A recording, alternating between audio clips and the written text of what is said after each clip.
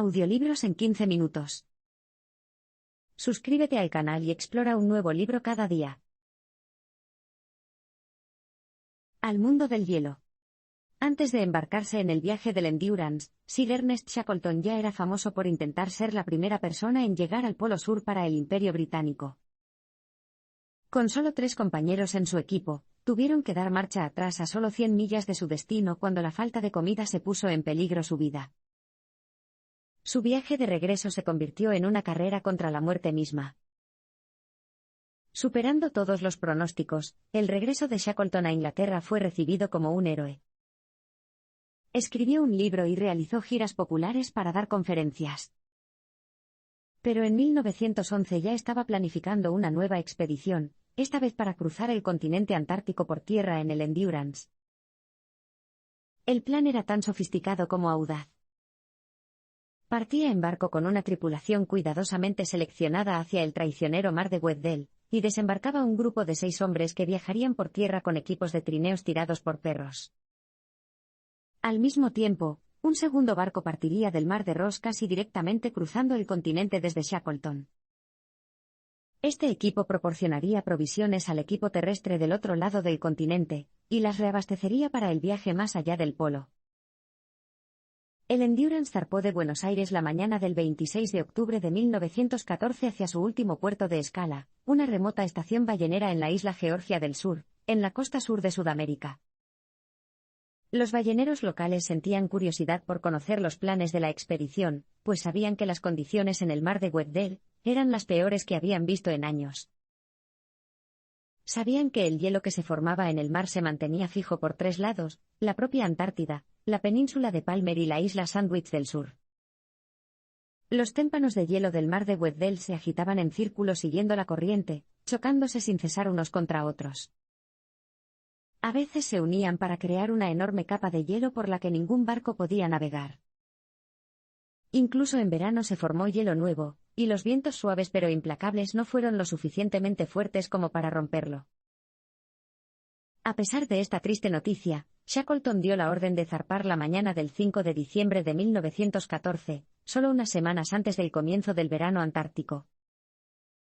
Para el 7 de diciembre, pasaban por la remota isla Saunders, en el grupo Sandwich del Sur, y navegaban a través de grandes grupos de hielo. Durante casi 2 semanas, el Endurance navegó alrededor de icebergs de 1 milla de ancho. En ocasiones, el barco se estrelló contra enormes bolsas de hielo, pero logró permanecer intacto. El plan era llegar a la costa antártica a finales de diciembre, pero en 2 semanas apenas se habían movido. El Endurance recorría un promedio de solo 30 millas por día, no las 200 esperadas, y, algunos días, el hielo era demasiado grueso para moverse. Y cualquier progreso significaba que el hielo se agitaba, se hinchaba y se aplastaba aún más a su alrededor. Había hielo por todas partes, hasta donde alcanzaba la vista. Pero en lugar de un paisaje desolado, lo encontraron rebosante de vida. Atascado a medida que se acercaba el verano, la luz del sol era constante. Pero aún estaban a más de 200 millas de la tierra real. A su alrededor, los témpanos de hielo impedían la navegación, y el objetivo era simplemente evitar que el barco quedara atrapado en el hielo invasor. Los icebergs más grandes proporcionaban refugio contra los vendavales casi constantes que se acumulaban y soplaban desde todas las direcciones. Mientras se dirigían de una zona de aguas abiertas a otra, no pudieron evitar sorprenderse por la vida que encontraron en todas partes. Las ballenas aletinas, jorobadas y azules se asomaban a través de los témpanos de hielo. Las orcas acechaban a la abundante vida que había en el hielo, donde focas y pingüinos retozaban y descansaban, y miraban al Endurance con una curiosidad abierta mientras pasaba por allí. En lo alto, innumerables albatros, petreles y charranes graznaban, se zambullían y se tragaban la infinita cantidad de peces que había bajo el hielo. Si bien su situación era grave, el estado de ánimo de la expedición estaba lleno de asombro y asombro. Pero en enero de 1915, las aguas abiertas estaban desapareciendo.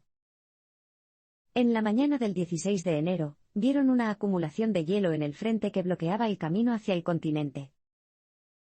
Navegaron por su orilla buscando una salida, pero a las 20 de esa noche, cuando no pudieron avanzar realmente, se refugiaron junto a un enorme iceberg mientras un vendaval azotaba a su alrededor. Durante días, se abrieron paso cuidadosamente a lo largo del borde del hielo mientras las tormentas soplaban, pero no encontraron la forma de aterrizar. Aquí también encontraron un nuevo tipo de hielo. Suave y en su mayoría hecha de nieve, navegar a través de este hielo era como navegar entre aguanieve. Se agarró al casco del barco y amenazó con retenerlo. El 24 de enero, después de que se produjera otro vendaval, se despertaron y encontraron el Endurance repleto de hielo por todos lados. La tormenta había cubierto todo su casco, y, a pesar de estar a solo 50 pies de aguas abiertas y a todo vapor de los motores, el barco no se movía. El capitán, Frank Worsley, se dio cuenta de que la tormenta que acababan de soportar los había atrapado, y solo la fuerza de otro vendaval podía liberarlos de la capa de hielo. Lo único que podían hacer era esperar. Pero había mucho que hacer. Los perros traídos a bordo para el viaje en trineo por tierra ahora podían trasladarse al hielo, donde la tripulación construyó doglós o pequeñas cabañas de hielo para que tuvieran espacio para moverse. Las salidas diarias en trineo tirado por perros los mantenían en forma para salir a cazar deliciosas focas, aves y algún que otro león marino para cenar. Solo una mancha congelada en el enorme mar helado. Pasaron los meses de verano y otoño cortando el hielo del casco del Endurance para evitar que los aplastaran, y abasteciéndose de alimentos y suministros para lo que sabían que les esperaba. Se acercaba la interminable noche del invierno antártico y todavía estaban congelados en el hielo, a miles de kilómetros de distancia de los servicios de ayuda o rescate. Náufragos para 1915, solo unos pocos europeos habían intentado sobrevivir a la oscuridad infinita de un invierno polar. Algunos habían muerto durante las noches infinitas, mucho antes de que los encontraran. Otras expediciones habían provocado la locura, y los supervivientes estaban tan desesperados que nunca se recuperaron. A pesar de ello, los miembros de la tripulación del Endurance mostraron pocos signos de depresión a medida que se acercaba el invierno antártico. En todo caso, los acercó más. Un grupo variopinto desde cualquier punto de vista, este diverso grupo de hombres había sido cuidadosamente investigado por Shackleton, que tenía un sexto sentido en lo que respecta al carácter. La diversidad de la tripulación hizo una magia especial y, a medida que los largos meses de invierno se extendían y se quedaban estancados, se fueron adaptando a una rutina más o menos normal.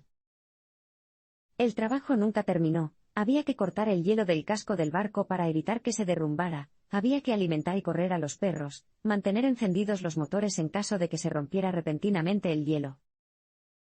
Durante los meses que estuvieron encerrados, se unieron y formaron una familia, con Shackleton como su vigilante patriarca.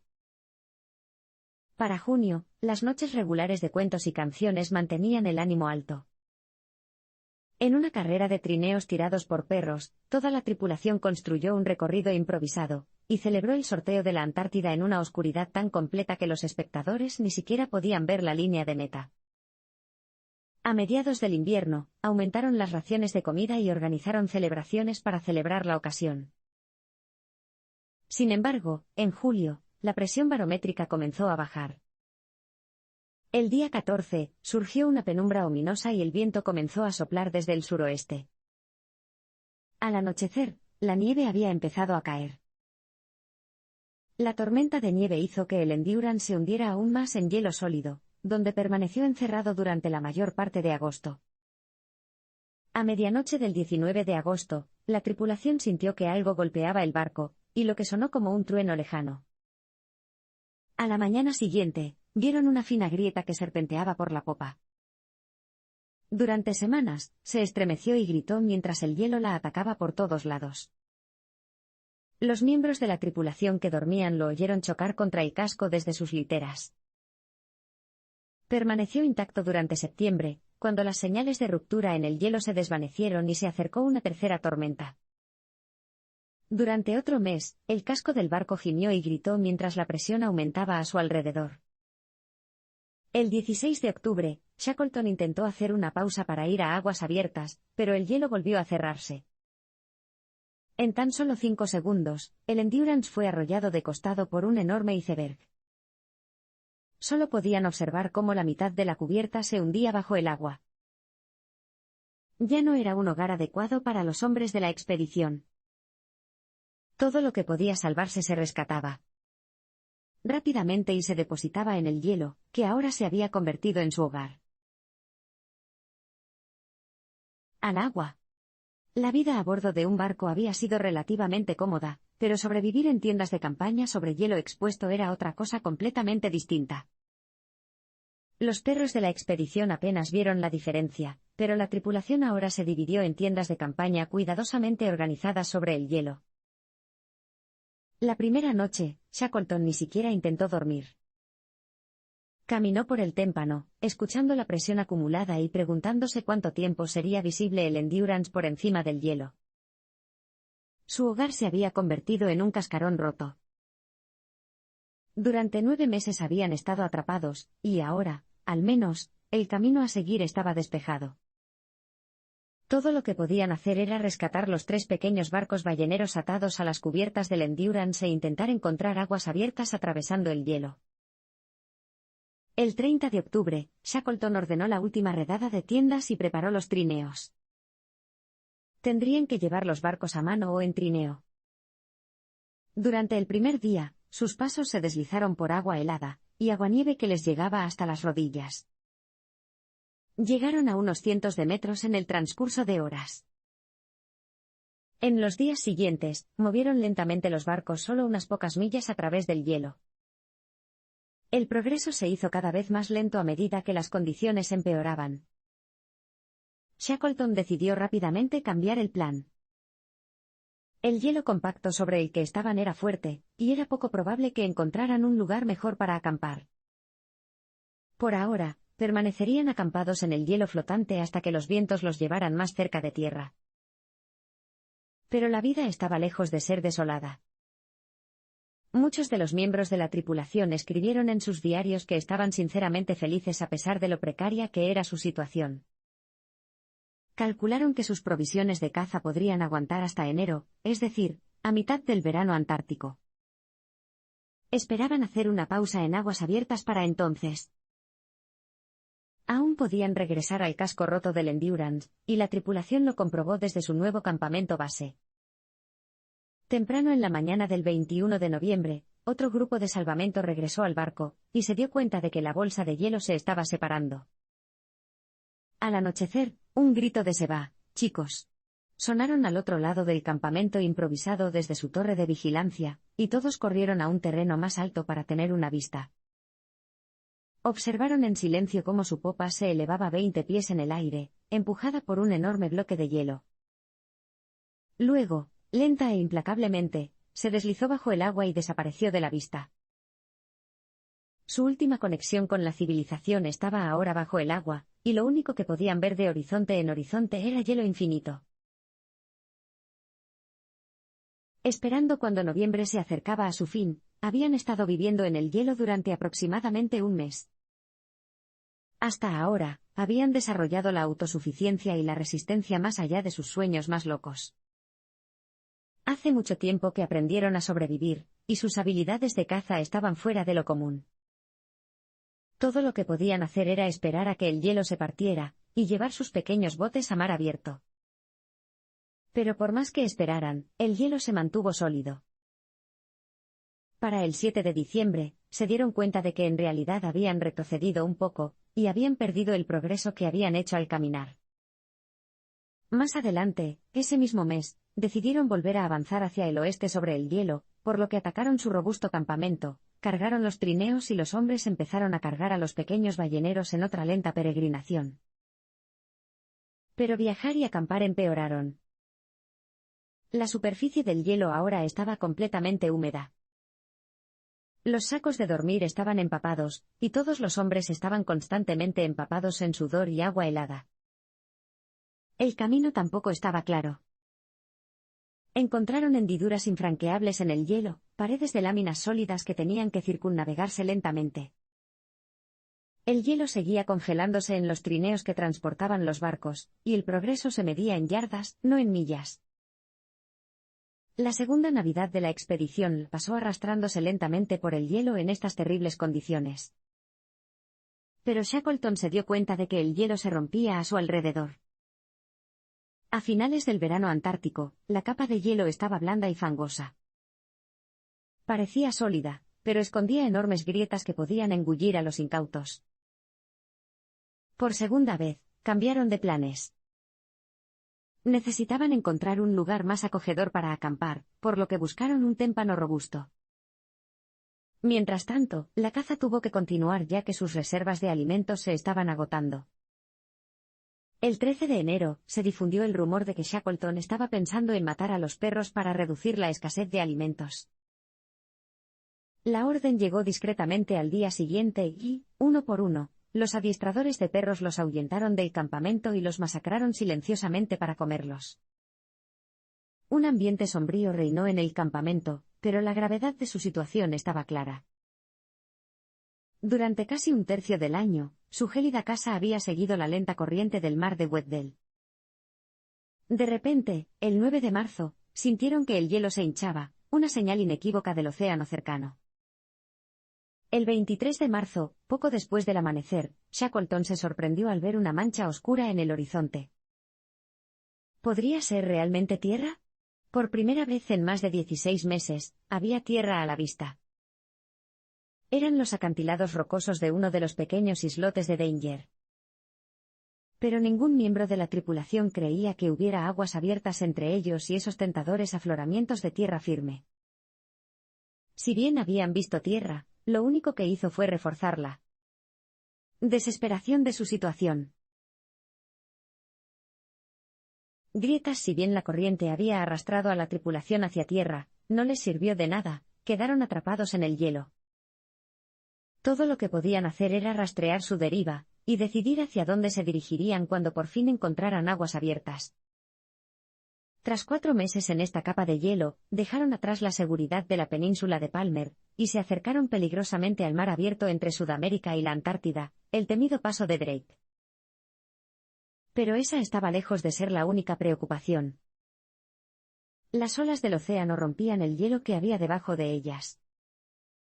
En la mañana del 10 de abril, su campamento estaba sobre un trozo de hielo que medía solo 120 por 90 yardas. Al mediodía de ese día, se abrió una enorme grieta en el centro. Llegó la orden de atacar las tiendas de campaña y los barcos estaban preparados. Solo 40 minutos después, Shackleton dio la orden de lanzar los barcos. Ahora, en mar abierto, los hombres estaban en un mundo completamente nuevo y cruel. Su destino estaba a solo 60 millas al norte, en la remota isla Elefante, pero el progreso volvió a ser lento. Remando contra la corriente en condiciones de vendaval, apenas se movían. Cargadas de suministros y no construidas para el mar abierto, las pequeñas embarcaciones se esforzaron mientras los miembros de la tripulación quedaban congelados y agotados. Su destino era pequeño en la vasta abertura, y sus únicas herramientas de navegación eran primitivas en el mejor de los casos. Los mapas de navegación se empapaban una y otra vez, y las condiciones nubladas hacían que su posición nunca fuera segura. Milagrosamente, cuando las nubes se despejaron unas mañanas más tarde, se encontraron a solo 14 millas de tierra. La isla Elefante nunca había sido explorada, pero todos los barcos se dirigieron rápidamente hacia su costa. Tardaron casi 24 horas en encontrar un aterrizaje seguro en los escarpados acantilados volcánicos, pero por primera vez en 497 días, la tripulación tocó tierra firme. La isla era austera pero llena de vida. La tripulación cazaba con avidez y bebía de la abundante agua del glaciar. Pero aún estaban lejos de casa y lo inevitable estaba claro: Shackleton volvería a marcharse y lideraría una pequeña tripulación en una misión de rescate, cruzando cientos de millas de aguas abiertas de regreso a la isla Georgia del Sur en busca de ayuda. El 24 de abril, zarpó frente a la costa en el ballenero James Caird en un desesperado viaje de regreso al punto de partida. La isla era un destino pequeño en un mar embravecido, y sus posibilidades de llegar a ella eran minúsculas. Contra viento y marea, a principios de mayo el pequeño barco espió los picos de la isla Georgia del Sur. Milagrosamente, el 10 de mayo llegaron a su destino, incluso después de perder el timón en un último vendaval. Habían pasado 522 días desde que zarparon por primera vez, pero habían aterrizado en el lado opuesto de la isla desde la estación ballenera.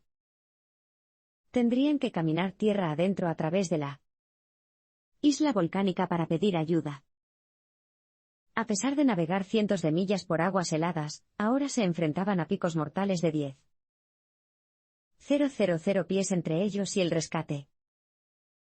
Como siempre, Shackleton centró su atención en el problema que tenía entre manos y comenzó a escalar. Ayudar. A las 16 de la tarde del 20 de mayo de 1916, las figuras de 3 hombres harapientos entraron tambaleándose en la estación ballenera de Stromness, en la isla de Georgia del Sur, lanzando un grito de los niños locales y llamando al capataz de la estación.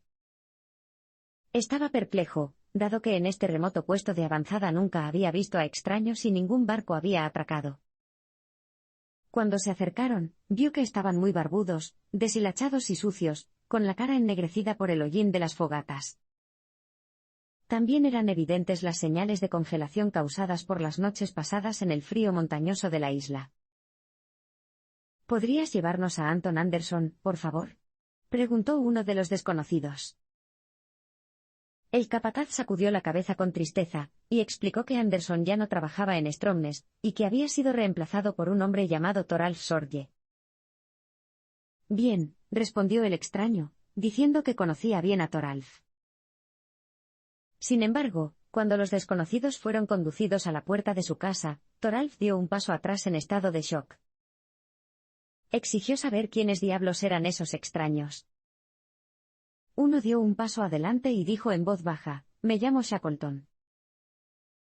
Años más tarde, al volver a contar la historia, muchos testigos informaron que, al escuchar estas palabras, Thoralf Sorge se dio la vuelta y lloró.